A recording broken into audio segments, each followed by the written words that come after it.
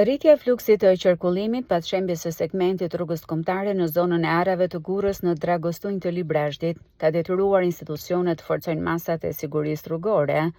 Bashkia Librasht në bashkëpunim me Policinë Rrugore të Elbasanit ka vendosur sinjalistikë ndaluese për mjetet e tonazhit të rënd dhe autobusët mbi 40 pasagjerë, duke ndalur qarkullimin në akset rurale Spathar, rruga antike e Knatja, Dart, Hotolisht edhe në segmentin Dragostunj Hotolisht, për të shmangur kështu mbi ngarkesën e tyre.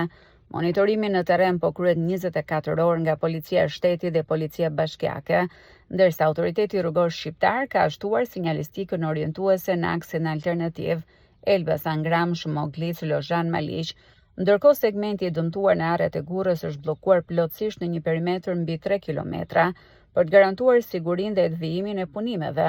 Autoritetet do bëjnë thirrje drejtuesve të mjeteve të respektojnë sinjalistikën dhe udhëzimet policore deri në normalizimin e situatës.